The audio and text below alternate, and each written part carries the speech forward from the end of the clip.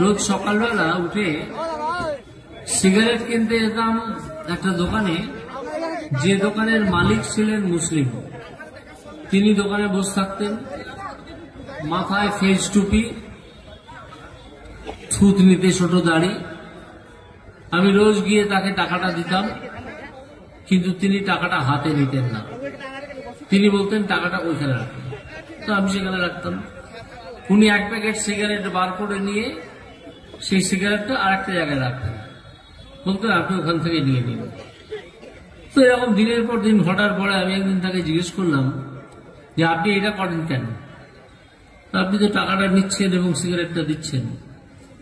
বলল না, আমার ধর্ম আমাকে এটা শেখায় না যে মানুষের ক্ষতি করতে। আমি তো আসলে আপনাকে বিষ বিক্রি করছি, সেই বিষ তো আমি নিজের হাতে আপনাকে তুলে দেবো না, এবং বিষ বিক্রির যে টাকা সেটাও আমি নিজের হাতে নেব না। আমিও এখানে রাখবো, আপনি তুলে নিতে হলে নেবেন, না নিতে হলে না নেবেন। আপনি টাকা এখানে রাখবেন, আমি নেব, কারণ এটা আমার ব্যবসা, কিন্তু আমি সরাসরি আপনার থেকে টাকা নেব না। একজন ধর্মপ্রাণ মুসলিম এইরকমই মানুষ। তারা কখনো অন্যদের ক্ষতি করার জন্য উগ্রবাদী হয়ে ওঠেন না। কিছু মুসলিম আছেন যারা দৌরাত্ম্য করেন, উগ্রবাদী হয়ে ওঠেন।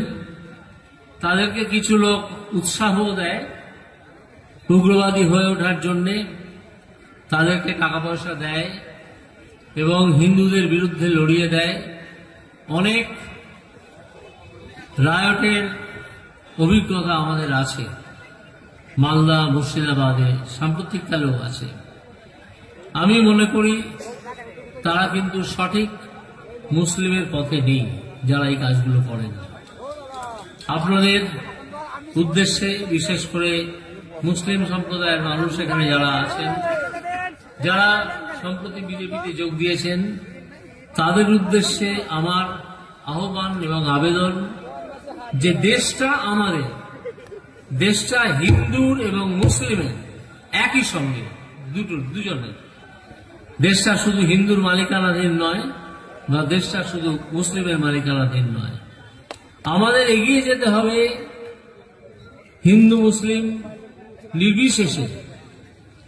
ভারতবর্ষকে এগিয়ে নিয়ে যেতে হবে, আমাদের রাজ্যকে এগিয়ে নিয়ে যেতে হবে। যে রাস্তায় কিন্তু তৃণমূল সরকার একটা বাধা তৈরি করে রেখেছে, তাদের বিভিন্ন দুর্নীতির কথা আপনি জানেন, তাদের বিভিন্ন জোচ্চুরির কথা আপনাদের জানেন, এবং তাদের বিভিন্ন মিথ্যে কথার কথা সেটাও আপনারা জানেন। আপনারা নিজেরা একটা হিসেব করুন, আজকে যারা এখানে মুসলিমরা উপস্থিত আছেন, আপনারা কতজন এমপ্লয়মেন্ট পেয়েছেন এই তৃণমূলের শাসনে?